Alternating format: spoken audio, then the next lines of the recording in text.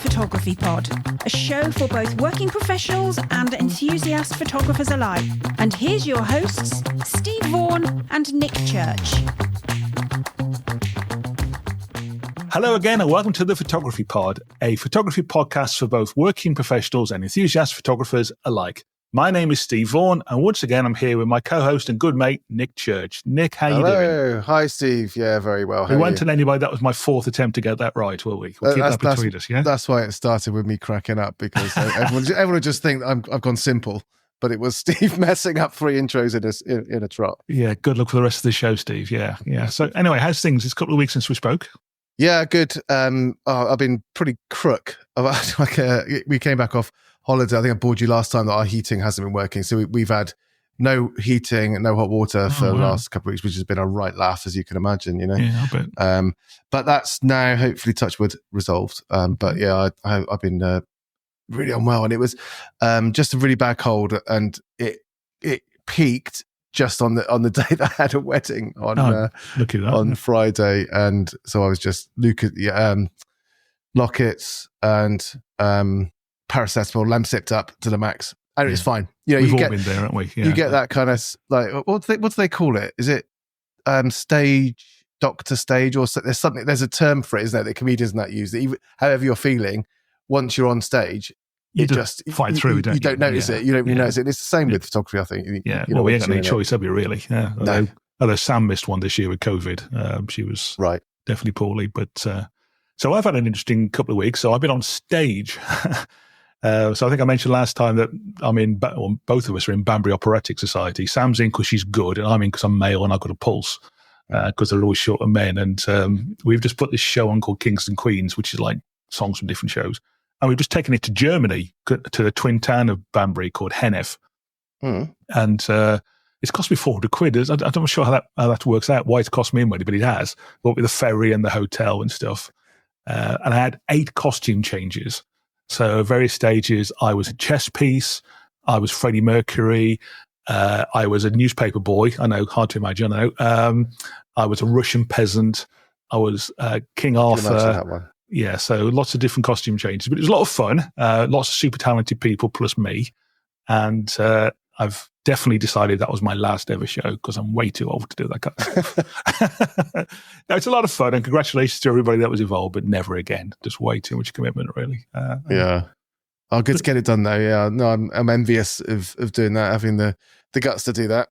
Well, you're singing again and playing, writing music, I noticed. So yeah, recording. Yeah, not performing though. Critically, because I don't know if I've got time to do that, but we'll see, maybe. Yeah, but yeah, recording stuff, and that's going well. So enjoying that, and I will sort of send that round the socials when that's ready, and no doubt, you know. So if I do end up with a residency in like the Bellagio or something like that, then I'll just remember continue this podcast. I'll continue doing this. Hey, I'm a singer, you know. Hey, yeah, frustrated rock and roll singer. Yeah, even at my age. So anyway, while we're sitting wittering on about nonsense as usual, we've actually got 2 guests looking at us today. So for the first time, we've got 2 guests on the show at the same time, and we're joined by the wonderful Neil Redfern and Helen Williams. Neil and Helen. Our teeth isn't definitely working today. Neil and Helen, how are you both? We're very well, thank you. Thank you so much for inviting us onto the podcast. Yeah, it's great to be on. Absolutely, our pleasure, guys. So, guys, I've got to know you quite well, or pretty well now, over the last couple of years through the various groups that you run, which we're going to talk about again. But it's great to have you both on because you're both regular podcasters anyway, which helps a lot in terms of... We try to be, although our weekly schedule has slipped slightly. Honestly, yeah. To say that we do a weekly podcast, to be honest, is the biggest lie. We're weak at the weekly podcast. Yeah, we did very well for the first, say, 50 episodes. Then we've gone a little bit off the rails, haven't we? But we will be back. We will. We will. Good. Every time we come back, it's like, we're back. And then it's a few weeks' time, and then we announce our return again. I mean, this is what you don't need to know any of this, but I mean, I don't know how you, Nick and Steve, do your editing, but I do everything. So one of the things that I'm trying to maybe usher in is Helen be able to take some of the podcast editing role. I'm really looking forward to it. You heard it here first, folks. You heard it here first. We kind of share it out. I do the audio stuff. Nick does the video stuff. Perfect. Oh, you work as a team. Interesting. Yeah. I think you can feel the 3 against 1. I'm off. Can feel the undercurrent of tension growing. We're only 5 minutes in, guys. Yeah. So, I mean, you're both really well known, guys, as photographers. But for the rare person on the podcast who doesn't know about both of you, perhaps you could just each of you just give a couple of minutes of an intro into yourself and your background and your photography. Yeah, ladies first. Ladies first. So obviously I'm Helen from Helen Williams Photography, and I've been a full-time professional wedding photographer for 10 years now. And I have been a wedding educator since 2018, I believe. I don't know why I'm looking like someone's going to confirm that was when I ran my first workshop. Hang on. Yeah, I ran my first workshop in 2018, which for many people who don't know was actually prodded by Mr. Redfern here back in the day, going, when are you running your workshop? So thank you for that, Neil. And since that, over the last 2 years, or nearly 3 years now. Nope. 2 years. 2 years. We've been running Flashmasters together. Which we're going to come on to, yeah. And you did a session at 9 Dots last year, I think. I'm right saying, yeah? Yes, yeah. In the last 12 months, I've spoken at 9 Dots, teaching about how I use off-camera flash for my family portraits and group shots. And we also were really lucky to speak at Guiding Light, which is a retreat and conference in Northern Ireland. So yeah, wow. 2 amazing sort of speaking jobs over the last year, which have been really, really good. Bit of a dream come true. Fantastic. Yeah. And yourself, Neil, a bit about yourself?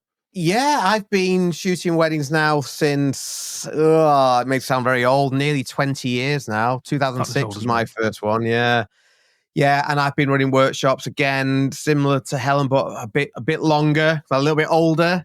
2013, I think, was my first one. And it's been a big part of my business ever since. That were in-person workshops for about, 12 years or so now, something like that. But I think that the reason I know your good self, Steve, is through online communities that I set up, which is what I call my Patreon. It's obviously run on Patreon, which is something that's been a massive part of my business now since lockdown. That's an amazing community that I'm very, very proud of. Yeah, and that's been fantastic. So it was just a way of me taking my offline education, if you like, with the in-person workshops online. And I've been very grateful to everyone who's been a big part of that, including, say, yourself. You've been massive in that. So, yeah, that's been my background. And then, as Helen says, we started Flashmasters. Although Helen is right, it's been 2 years live. It's actually been 2.5 years in its whole, from the first birth of the idea. So that's been like a big part of our lives. And it still is. But we've just relaunched it now, which thankfully I think means that a lot of the arduous task is behind us now, and I mean, hopefully you enjoy the good stuff. But that's been our little background. Fantastic, and of course you are a partnership as well in real life. Yeah. Helen was saying before about how I sort of pushed her into her doing her own workshop in 2018. We weren't. So no, we weren't. We've actually known each other for a long, long time, but not being together as a couple for all that long. No, going from fangirl to partner was quite interesting, if I'm honest. And it's only been recently I put him back as Neil Redfern in my phone because I had to change it to just Neil because my sister said a bit. I was like, "Oh, is this a flirting message?" Or like I would just get all like really fangirl. Oh my goodness, Neil Redfern's messaging me. And he's getting embarrassed now. Yeah, move on. I was Sam's boss, but that's another story for another day. Oh wow! I'm going to tune into that podcast. Yeah, that's never going to happen. So guys, he's a very hands-on manager, Steve. And the rest is history. That's another podcast. Yeah, I don't know about the appraisals. So what I really would like to explore, and I know, Nick, you got a lot of questions as well, but what I would really like to explore, guys, is what made you want to move from being, a photographer, and you're both photographers, of course, still very much, but to being an educator. What was the thought process behind making that change, really? Was it just an overnight thing, or was it something you gradually moved into? How did it come about? For me, if I'll just jump in, I don't see myself as being an educator. I think I'm someone who enjoys sort of hosting a community. And I suppose part of that, it's sort of, education comes into that. But I see myself as being someone who's always enjoyed bringing people together. I'd like to think I'm very positive and like to cheerlead a lot. And I get a lot of satisfaction out of seeing other people do well. So it's more of, I think I just sort of put things in place that enable people to grow, basically, and see the photography industry doesn't have to be a toxic place, which it certainly can be, if you look in many Facebook groups. So I'm just a supporter of people helping them to reach their potential, I think. And it just so happens that education sort of falls. People might see it as being that, but I see it more of a facilitator, if you like, of just helping people. Sure. Oh, it's easy to see why I fell in love with this guy, isn't it? We all love him, Helen, but not in the same way. What about yourself, Helen? What was it just Neil pushing you, or did you always, because you were a teacher, weren't you? Originally? Yeah. So before being a wedding photographer, I was a teacher for 10 years. And within, obviously, being a high school teacher over that time, as I was leaving the profession, which was more due to my physical health at the time, sure. I was also then running a lot of the teaching and learning for our students who were coming from university to train to teach. So I wasn't just a classroom teacher, I was teaching the trainee teachers as well. And taking that mentor role was really, really important. And I just feel like being a teacher's in my blood. And when I left teaching drama, going from a drama teacher and performing arts, it was always my plan or my hope that I could continue within a teaching role in some way, but not necessarily in a high school. Sure. So yeah, I was very, very lucky, but it was 3 years in, I think. And after doing quite a few of Neil's workshops, that he did randomly go, well, when are you doing yours? And I will say it was his little nudge that really made me think, oh, maybe I could do it if Neil believes I can. Well, I think there's a lot of people out there with the potential to teach, but they're always held back, usually by what they perceive other photographers' opinions to be, which is really sad. So many photographers are held back because they think, I can't do this or I can't do that. Not because they're not able to, but because they think, what will that person think? Or what will that person say? It really frustrates me. So if I ever see anybody sort of showing an interest in doing something, I'll say, just do it. Honestly, don't worry about it, because it's that fear of what others think that I say just really holds people back, and it's a shame. I mean, Nick, I think that's right. I mean, I certainly found that, because I started doing education stuff around 2018, but I had only been shooting really for maybe sort of 2 or 3 years before then. So I was pretty new to the industry, and I was definitely aware through, contacts saying, oh, so-and-so's, I'd overheard so-and-so saying, why does he think he should be able to teach? He's only been doing it for 3 years, And it's like, well, you don't have to attend. That's fine. You don't have to come. The people that do come find it valuable. And, it is a strange thing, really, that we don't, as a community of photographers, we often aren't as collaborative as we should be. And I think I should probably say that, and I suspect Helen would agree here, that other industries are probably worse in that regard. And certainly I know school settings can be quite backstabbing and quite a lot of politics going on. The software industry that I was in was the same.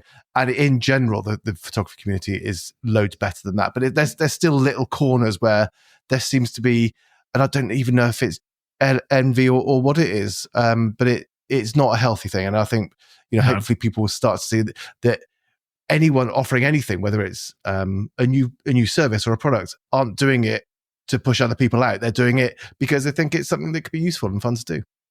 I mean, as you know, I run a training business now, and that's really why I'm winding my photography down, because I pretty much live full time now in sales training, which was my background. I was a sales director in scientific equipment for many, many years. And, I stand up in front of 50, 60 people sometimes and train them and stuff. And I think what we're talking about really is imposter syndrome. We all feel that the people in the room know more than we do, and they're going to say, oh, what the so-and-so does this person know about it, really?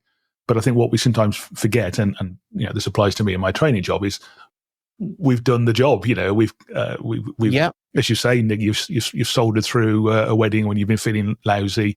We've done X number of weddings. We're not pretending that we're something different. We've actually done the job ourselves. So we do have credibility and a position of knowledge, really, that we can then impart on people. It's not it's not imposter syndrome. We just feel it, I think, and that's what we've described. Yeah, that's what I would say. That, and I think that's a shame. And everyone's always got to remember, of course, that photography, is with any art form, is subjective. Yeah. And just because somebody might look at somebody's work and think you're not at a level to teach, doesn't mean that the next person who looks at that person's work thinks that they're incredible. Absolutely. I hate it when people should on people. You should do this. You shouldn't do that. That's wrong. This is right. It's a really sort of negative mindset to have. So, yeah, I would just implore anyone who's interested in maybe teaching or hosting a community, whatever you would like to call it, just go for it, and you will end up finding your crowd. And if people don't like what you're doing, ignore them. And if people do, you found your people. Which I guess is what we're doing here with this podcast, Nick. Precisely. Yeah, it's exactly that. Yeah. Yeah. So, okay, well, let's talk about something you've mentioned already, and that's Flashmasters. So, I'm a member of Flashmasters. I was one of the first people to join, I think, really. And I think you've created a tremendous community, both in terms of people getting to know each other, but also as a resource for education. Because I'm the first to admit that I was going to say a retard. That's the wrong expression, but I'm not a Flashmaster, put it that way. Nobody really is. So what was it that inspired you to do that? Did you see a sort of gap in the market, if I can put it in those hard-nosed business terms, to do it really? I don't think it was ever driven with the idea of just creating a huge business or being super successful. The discussion came from the fact that we were both quite tipsy. Yeah. Both quite tipsy in a Dublin bar. And I don't know, we were obviously just talking about awards and different things, and how we both felt that there wasn't, first of all, I know we don't go in education, but it was initially, we don't feel that there's awards out there that really recognises and celebrates the kind of images that we really love to take. And we just felt a bit frustrated, and understanding that friends who shoot like us as well were maybe feeling that frustration too, that we didn't really feel like we belonged within any of those other communities. Got you. And that's sort of where the initial idea came from, wasn't it? Yeah, it was basically looking at, we won't mention them all, but everyone knows that there's lots of various awards out there, and those that, some have credibility, some don't have credibility within the photography community. But we did feel that those with credibility sort of overlooked, as Helen says, like some of the incredible work being produced by people who like to shoot with off-camera flash, which definitely includes us. And it was just thinking, it would be cool to create something that is more for that niche, and almost like what we would like to enter ourselves. So that it was, as Helen said, it was set up originally as being an award site, but then within 2 or 3 conversations worth, it became more like, let's add community, especially doing the Patreon as I have done, and doing YouTube now for such a long time, and producing educational video content. It seemed a very natural step to bring in live streams and things like that, and make dedicated videos for members.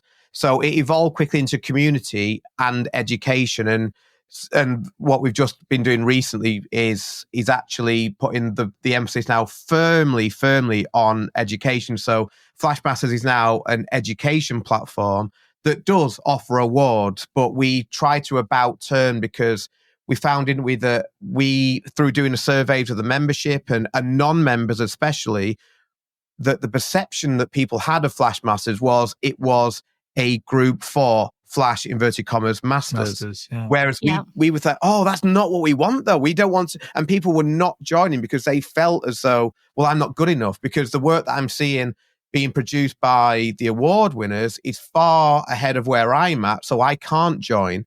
And we tried to do a complete reversal on that. And now our ideal member is someone who's maybe hasn't even picked up a Flash, but has a real interest in learning. And we're trying to now provide them with the tools to learn and to improve. And the awards now are just like they're a nice thing to have, but they're just at the side. But come in for the education. That's what we've tried to do with the new website, especially. Yeah, ultimately, what we would really love is, going forward, someone to join Flashmasters who hasn't picked up a Flash before, or didn't get on with it, put it back in their bag, and we're like, I'm not touching that again. And we'd love to be able to take those photographers from novices, from people who might be scared of it, right the way through to being able to enter the awards or win an award. We want to provide lots of education and structured learning, which allows those people who are scared or haven't done it before to be able to work their way through in a series of different tutorials and tasks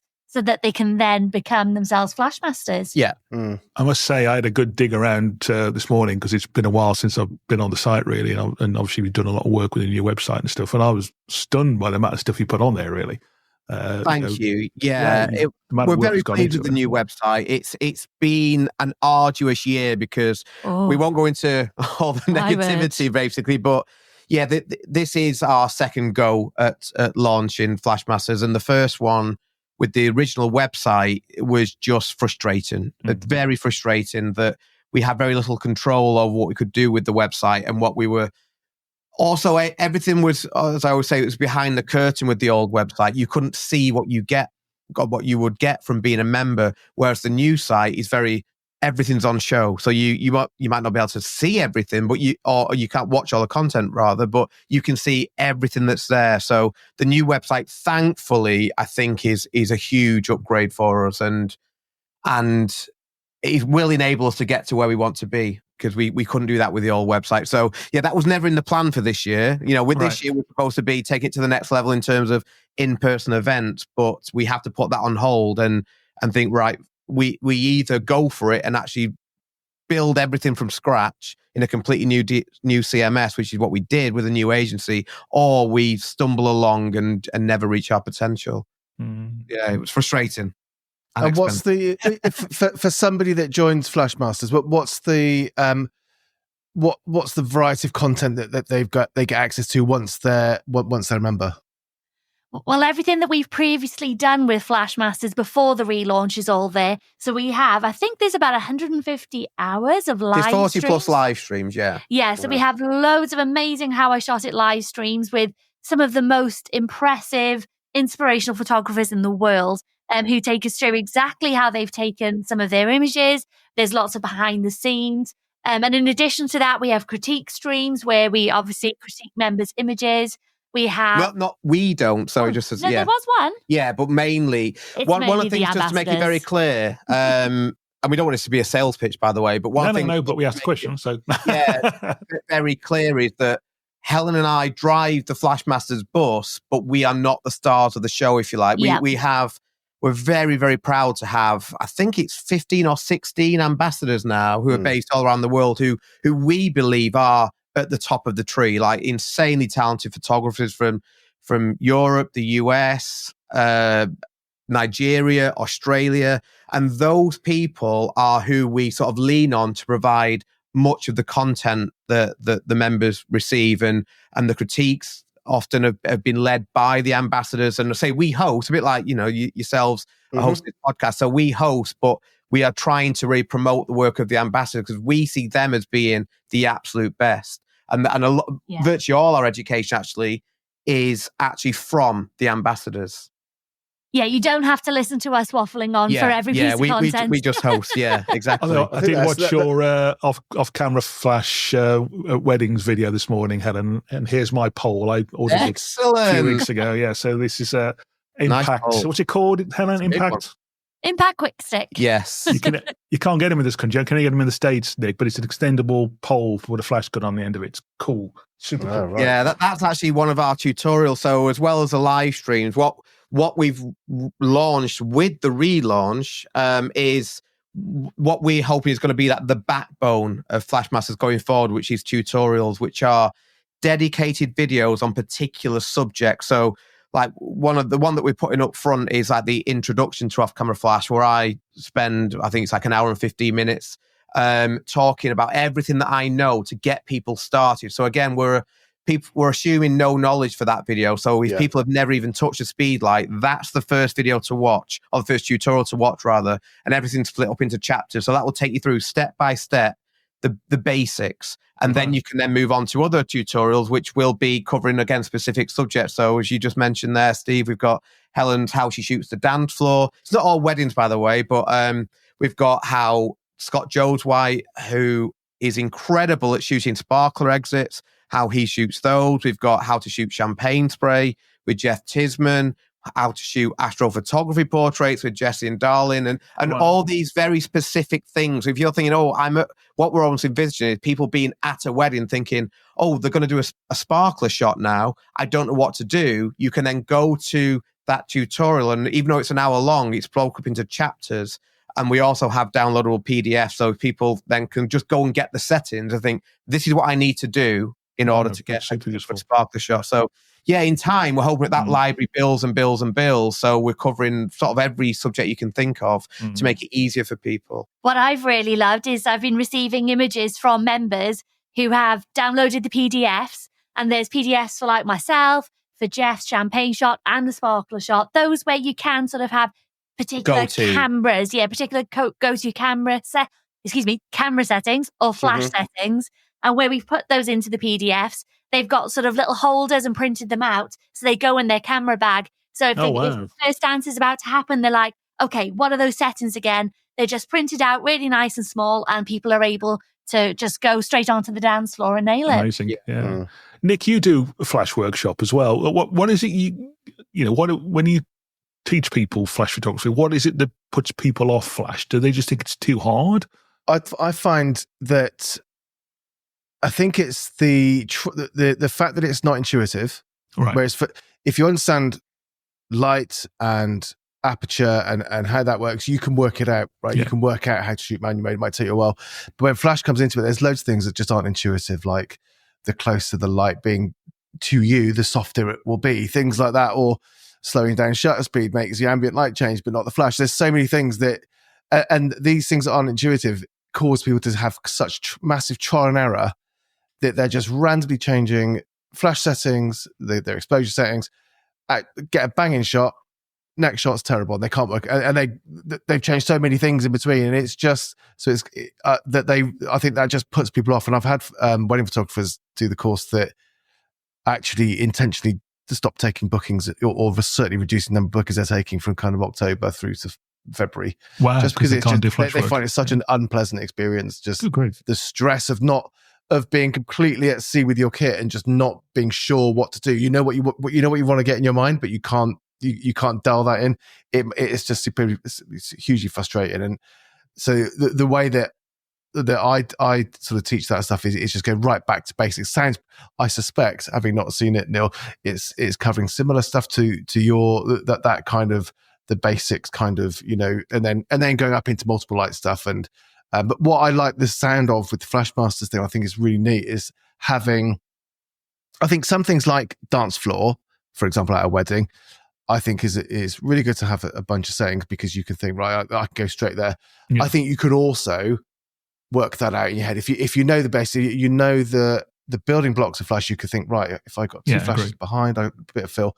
Things like sparklers and champagne, as an example, are things that you couldn't necessarily work out. It's like, so having somebody who's got a targeted bit of content, says, this is how I shoot really great champagne sprays. Like, well, I'd never have thought of even putting the flashes there. So all the knowledge in the world wouldn't have got the right shot, because you wouldn't have got that shot, because you wouldn't have put the stuff in the right way. So I think that's a really good idea.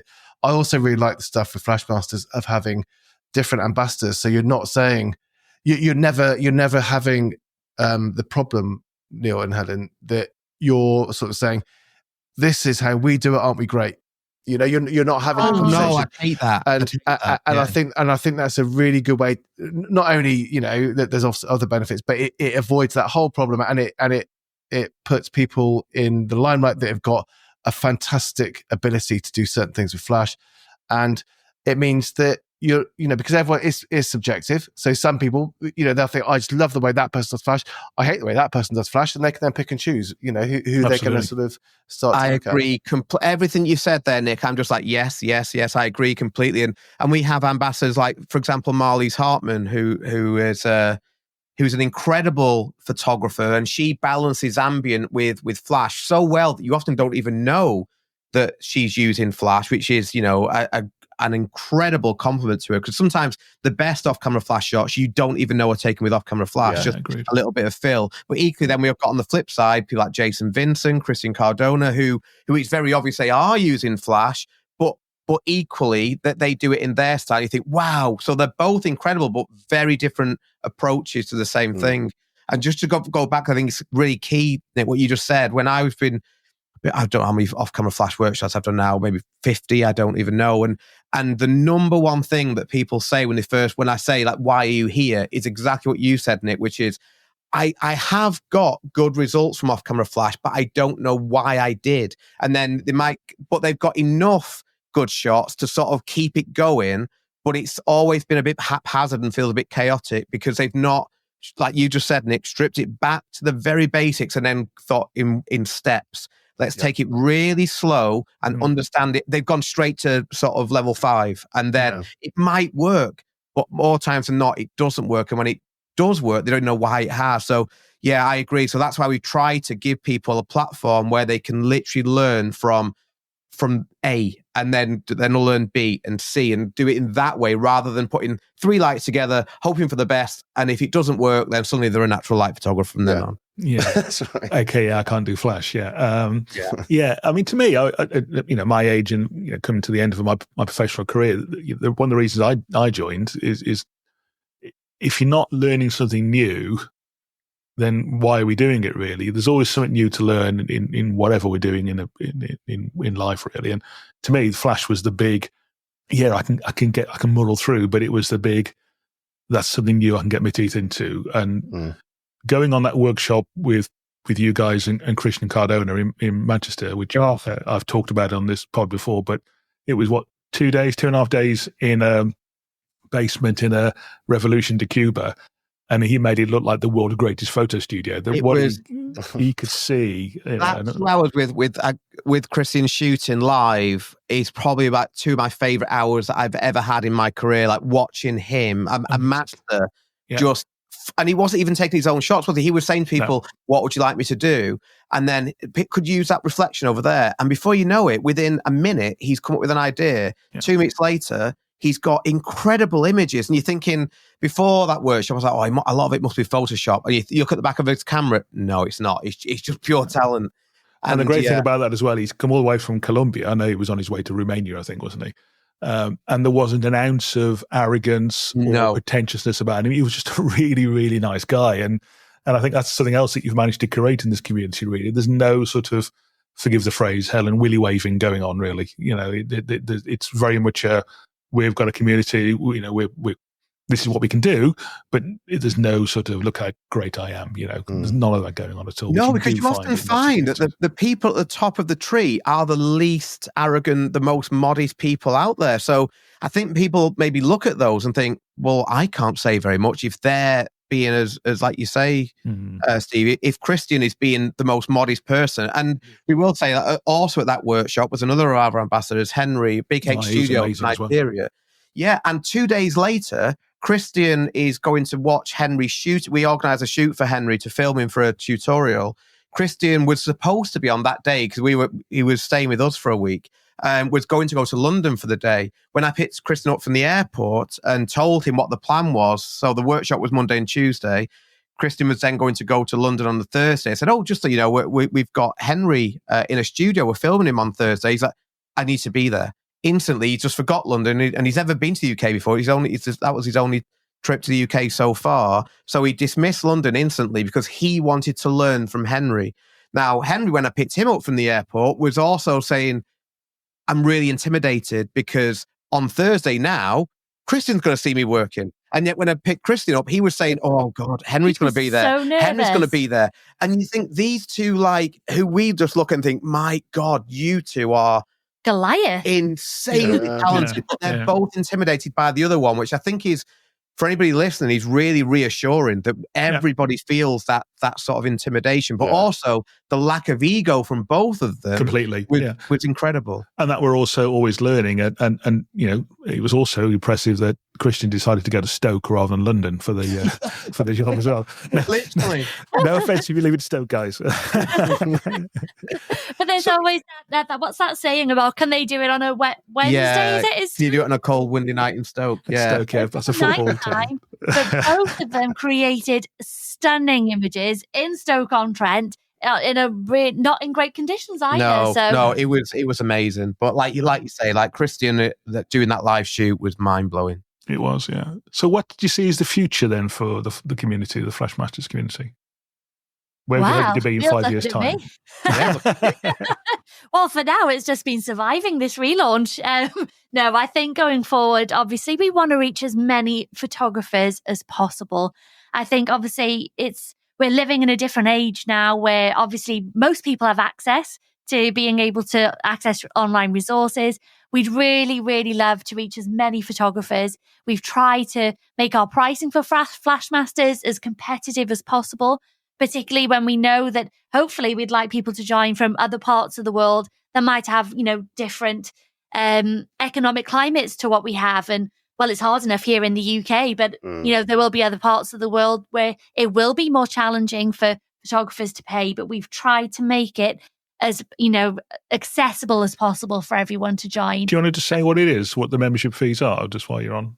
Yeah, of course. Do you want to go for it? So we have a rolling monthly membership, which is new. So for those members who want to maybe have a little look and dip their toe in and maybe not commit to a full year and check us out, that's $25 a month, which is a rolling contract and can be cancelled at any time. So that's like £20, something like that. Yeah, well, actually, I think it's less than that, £18 something. 18, 19 No, pounds. that's what we received. We're recording this on the day of the election, by the way. So by the time you listen to this, the pound might have got completely different to the dollar, depending on who wins. £20 a month for that. And then it sounds always quite good to go. It's less than $5 a week if you sign up for the annual. It's the old insurance salesman trick, Helen. It's only £3 a week. That's what you say. Yeah. So less than it's about £200 a year if you want to just do it that way. But we will say that for that you do get access to everything. So it's not like when you join, there's different tiers. So you're either a paid member or you're not. And the great thing is, if you are, as Helen says, you want to dip your toe in, you're interested, but you're like, I don't want to commit. For that initial £20, you can just cancel it in the first month and you won't pay anything else. But you will get access to everything. But we're just confident that if people do join and get a taste of what Flashmasters is, then they will obviously, stay as a member. Yeah, from there on, it's just creating more content. For me, I think that I see it's a larger challenge to try and change the perception of Flash. Because Flash gets a really bad rep in the industry. And it's very easy for people to think, oh, no, I don't like the look of Flash. And I'm convinced that those people often, it's just that they don't know how to use it. And I always say, Flash is a great tool to have. It doesn't mean you have to use it. But on those occasions where you do need it, then it's invaluable. Even if you think, okay, it's not for me. What happens when you are shooting a 4:00 ceremony in December and the couple expect nice portraits afterwards? You've got no natural light. And I find it very frustrating when I see people who, and we see it in Facebook groups, who take these bookings and then ask for advice of how to shoot these weddings a week beforehand. So, I just would say to anyone, just because you know how to use Flash doesn't mean you have to use it. But on those occasions where it can get you out of a hole, you'll be so pleased that you at least know the basics. And you can create incredible images with one flash. Yeah.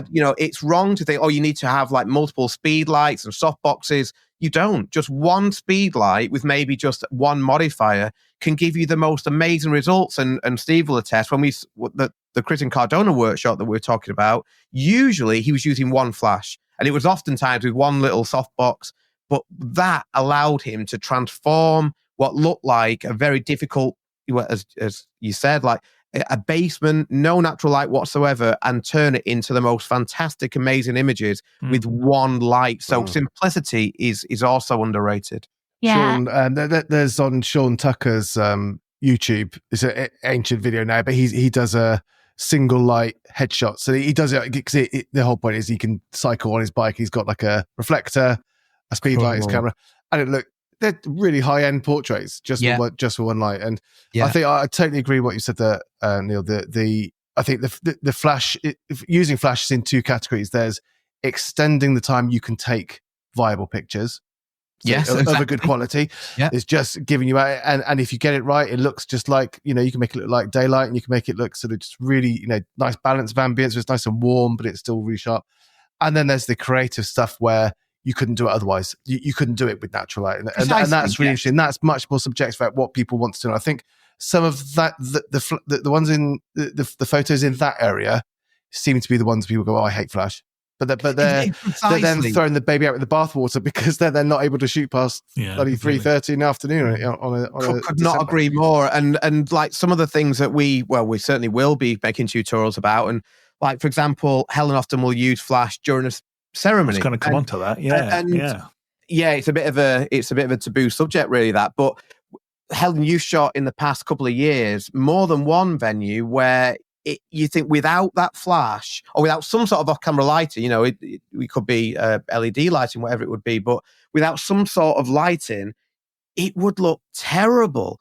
And I just don't understand why people would have this reticence to make their images look better because they feel like, oh no, I can't. Well, I think there's always this belief that the registrar or the vicar or whatever is going to shout or complain at us, but I guess you've not had that experience, Helen.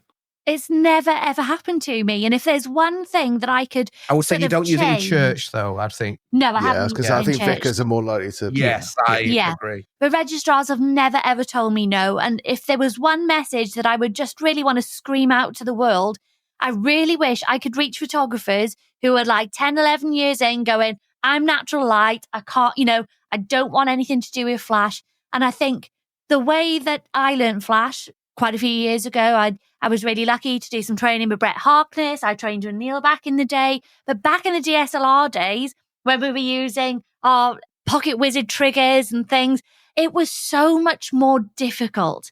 And I think there's going to be so many photographers out there who got burnt or totally terrified with off-camera flash because they tried to use it 7, 8 years ago.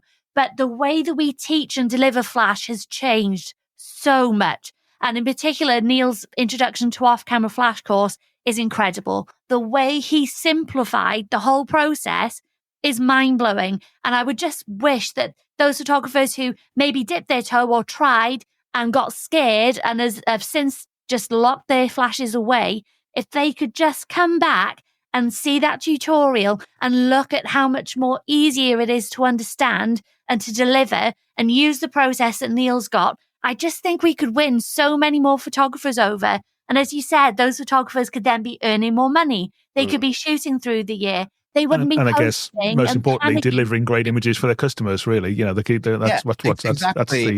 ultimate thing, isn't it?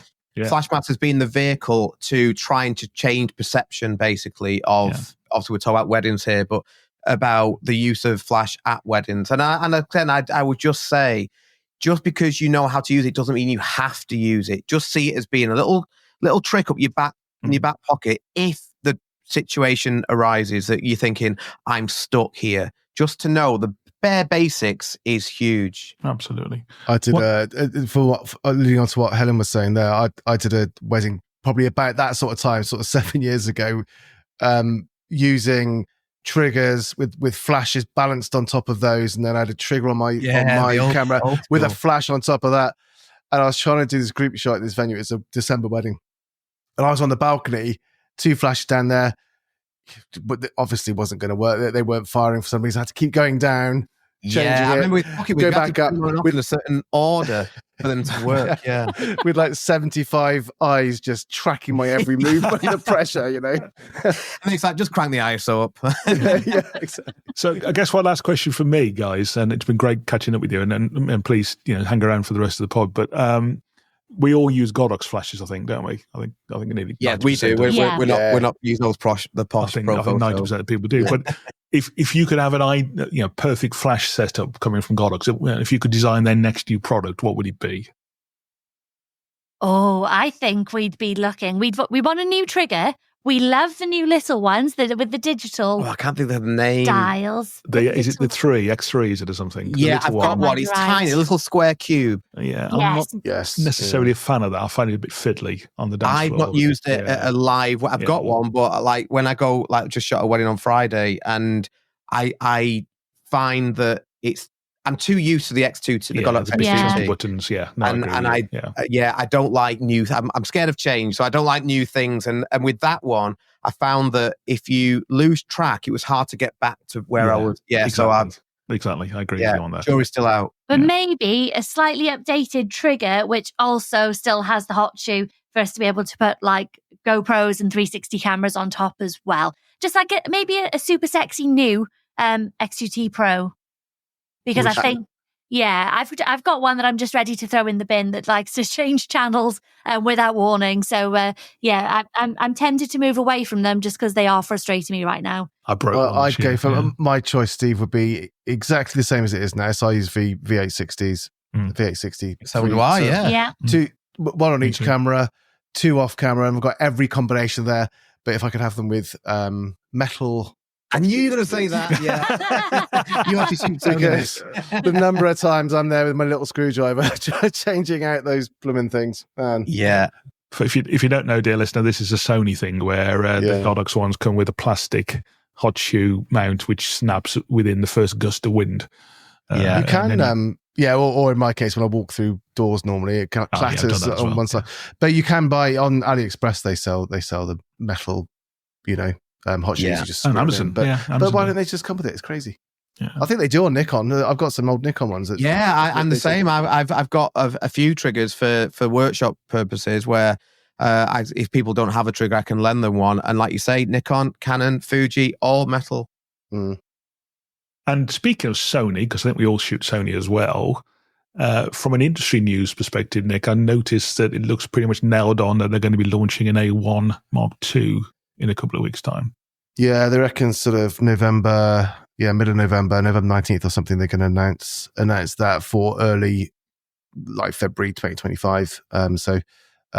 Which is exciting. I think it's an incremental update. I think it's just generally better on all fronts. It'll be using the new A9, the same form factor, same body as that, with better autofocus. So certainly something with my upgrading my camera bodies hat on. That's something I'll be interested to see. And the A7 IV will no doubt. I think it's Q1 next year. Far behind it. Yeah. Are you going to be tempted by that, guys? The A1 Mk2, because you're on A9s, I think, aren't you? A9 yeah, my dream camera is the A9Mk3, which I don't have yet. As I mentioned earlier, Flashmasters has been an absolute drain on the old financial resources. So yeah, I've not bought anything new, actual exciting camera-wise for longer than I would have liked now. But the A9 III, I have used it, and for me, especially because of the global shutter, it is the dream camera, because not having to use high-speed sync opens up a whole world of possibility, and it turns these. It's what I don't think a lot of people realize is one of the great things is that suddenly your V860 or your 8200 especially becomes mega powerful when you can dial down your shutter speed to crazy fast, like 80 thousandths of a second, that sort of thing. So you can overpower the sun with a small speed like then. So that and the doors that opens up is the why I would personally choose that. Although I do get the 24 megapixels is not tight. Quite what people would like. Go on, Helen. Sorry. Yeah. No, the A1 would absolutely terrify me. I do not need that number of megapixels. Yeah, Helen is famous for taking a lot of photographs. I am very trigger happy. And how many, Helen, on a wedding?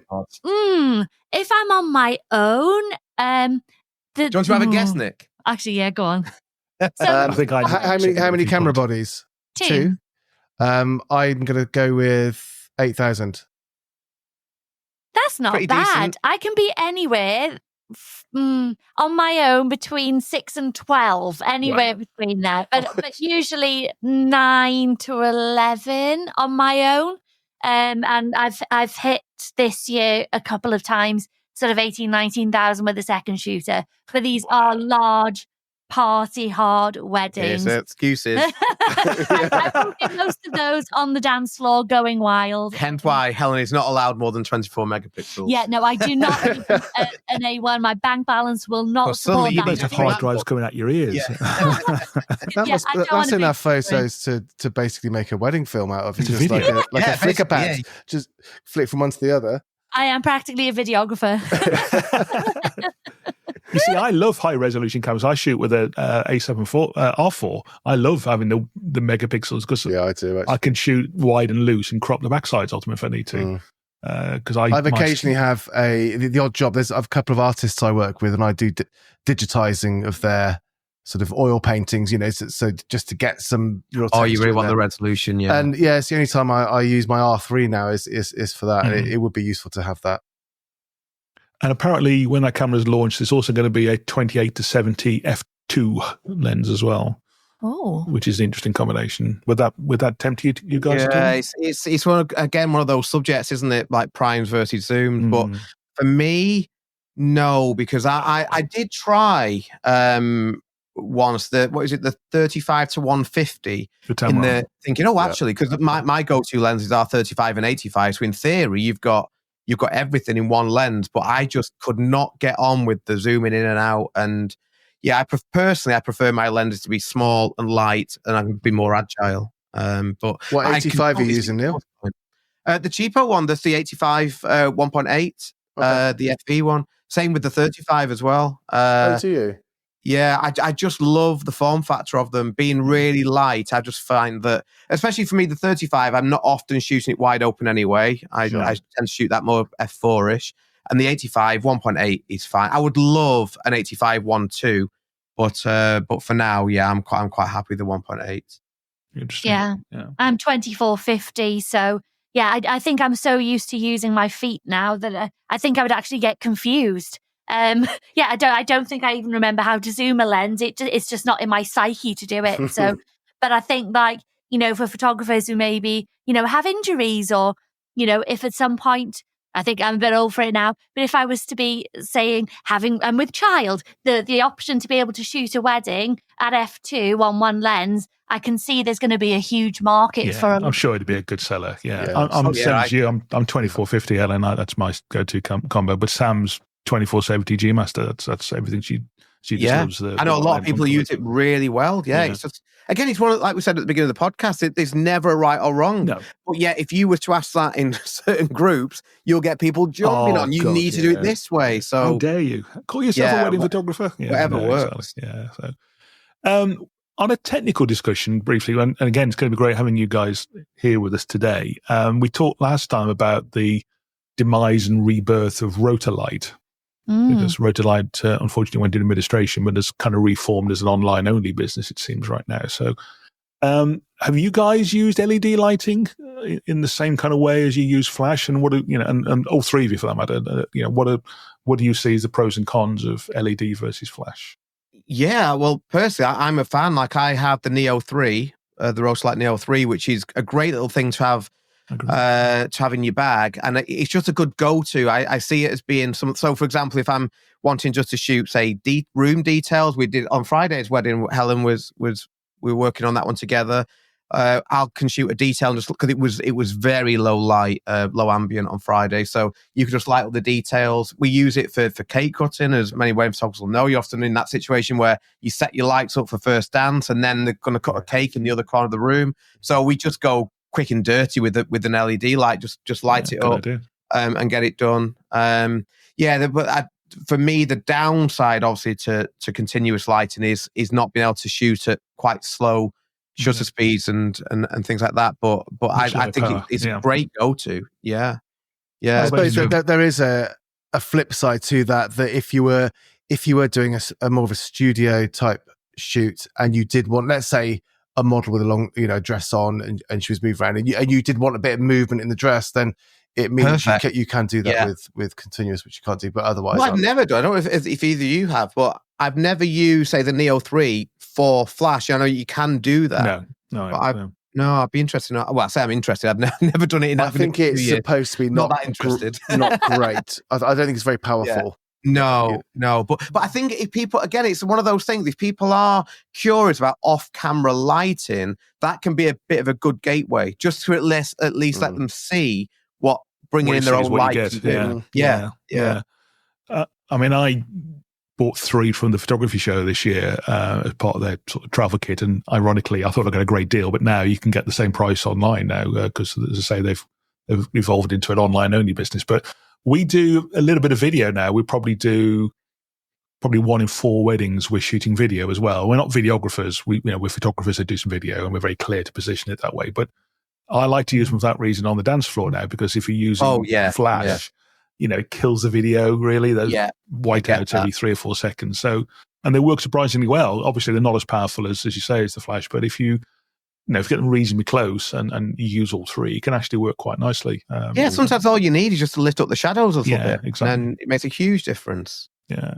Well, if you're thinking, dear listener, of dabbling, as I say, I think they're pretty much half price now. So I think the Neo 3 is about 300 quid now, where it was. It's very good. It's a very good light. Yeah. I suppose in terms of it being an entry into using artificial light, I suppose there is a slight problem with continuous lighting in that you're not really improving your skills and understanding of how shutter speed and aperture and ISO work with light. A bit like when like absolute beginners are using aperture priority, then because they can't do manual, they can't face use manual, by using aperture priority, you're never going to get any better at manual. And by sort of forcing yourself to sort of go in at the deep end a bit, you can then back off and use aperture priority to do some of the things automatically. But crucially, you know what's actually happening under the camera. I think once you understand flash, continuous light can be a useful thing. I've used it for things like artistic projects where I just want a little bit of shadow fill. I'll just bring out my what they call this sort of lightsaber type ice light. Oh, ice light. Yeah. I've used it. So I use it for that sometimes.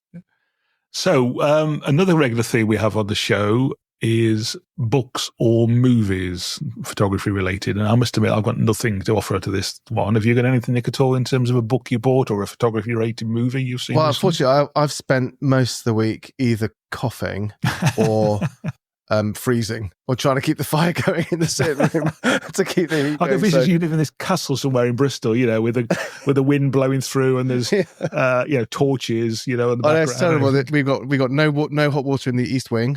All the fires in the northern wings are not working. Have you got different postcodes for the different wings? No, we made sure to be central to a postcode because that'd be a nightmare. But yeah. So are you photography books guys, Neil, Helen? No, I would love to say yes and sound all educated and professional, but no. There is a great book I had once for a photographer called Robert Venezuela, I think his name may be, who it was about posing. Like he's a master at posing, and that was good. But no, I must admit, I started out when I was, back in the day when I was first started to shoot weddings, when I had, I was working full time. I say we're going back to 2006, 2007, and I used to get books out from the library, if everybody knows what a library is, and stuff like that. But no, I must admit, I've not bought a photography book now in years. Helen, really? You're the same? Yeah, I have absolutely nothing to add on the photo. Well, this is why I changed this feature to be books and films, because I'm the same as you, like. Before I became professional, I'd buy every photography magazine going, every book going, and then I've got loads of books, but I'd be lying. I peruse them. I must admit, I never buy how to do stuff now. I don't need to, but not with this kind of thing. Elliot Hurwitz kind of books. Nice. Books with nice photos. I love. Yes, sucker for. I'd love to be able to say, yes, I bought this mighty tome, but no, not with the internet at our fingertip. No, exactly. Yeah. Well, I have got the Lee movie queued up on Sky now because it's on Sky, the one we've talked about before. Oh yes, that's. I hope you enjoy that. That's really good. I've going to dig out the Kodachrome. Yeah, that is a great movie, guys. If you want to see, if you have Netflix, that's a great movie called Kodachrome. It's cool. It's about I've mentioned it on the last pod, but it's about a father and son. The father's dying, and he's got one roll of Kodachrome to develop, and there's only one place left in the whole of the United States that can develop it. So it's like a road trip. It's not about photography; it's about their relationship, really. But it's a great movie. Yeah. Oh, that sounds good. Trying to recommend that one. So, okay, anything else we want to talk about, guys, before we wrap up? How do you think? Right, this is a left field thing. How do you think Adobe choose the images for their splash on Lightroom? With the blindfold? I don't know the answer, so this is an open question. I probably sounded much smarter than I actually am. Because let me tell you. No, I don't know. Yeah, exactly. Because it just seems to me, and I think there's probably not that big a chance that the photographer of the existing one is listening. So I think we're probably safe from Please don't sue us if you are, yeah. But it's a fine image, but it could be shot with a phone. It could be, you imagine that anyone stood in that spot. It's of the Matterhorn, I think. It's of the mountain. Reflection of the Matterhorn, yeah. Reflection. Okay. Oh, I know which one you mean, yes. There's a couple of... Well, haven't it? It's a bit like comic-y now. if I'm thinking of the right thing. Yeah, the fonts have gone a bit weird and everything, haven't they? Yeah. It just seems an unusual choice, given we've talked about some amazingly talented Flashmaster ambassadors and you guys. There's so much good work around there. It just seems an unusual thing. It's not showing. I mean, it's got like some workmen in the bottom right corner, so they haven't even been. It could have been cloned out using Lightroom. Yeah, you see, it's just a strange thing. At least the previous one of the person in the outfit with all the foil, the full fancy dress thing. That's a creative thing, isn't it? So if anyone knows, join the Facebook group, the Photography Pod. Join the Facebook group. Let's or comment on. Can you comment on Apple, Steve? Apple Podcasts? In the review you can, yeah. In the review, yeah. But go onto the Facebook group. I would love to know if somebody knows the answer to this. And I know I could Google it, but I probably can't be bothered. While you're on about Lightroom and the generative fill, there's a couple of great examples in the Photography Pod group. So if you guys, I'm sure you've used it, the generative fill. Have you had any really weird things that it's put in its place? Yeah, where you'll get rid of one person, replace them with I don't know. Like I've literally at a wedding like removed a bridesmaid or whatever as a test, and it replaced him with a page boy with a big smile. And they're normally like fairly satanic looking, weird. Yeah, always. The weirdest one I did is I removed a videographer's tripod and replaced it with an alien looking kid with a porcelain head. Just what I wanted. Really weird as hell. On that note, guys, I think we should wrap up. So once again, thank you ever so much, Nick and Helen, for joining us. It's been a pleasure having you on the pod. Oh, you're very welcome. Thank you for having us. No, it's an honour. Thank you. We're really grateful to be asked. Yeah. No, thanks very much, Neil and Helen. Yeah, fascinating. So don't forget, dear listener, if you've enjoyed the podcast, make sure you subscribe in your favourite podcast app so you'll get it coming into your inbox automatically. And if you do use Apple or Spotify, do leave us a review, hopefully a nice one. It does help us in lots of weird and mysterious ways. Nick and I will be back again in a couple of weeks' time with another guest. In the meantime, happy shooting out there. And this time I'll let everybody say goodbye. See you next time. Thank you. See you soon. Bye.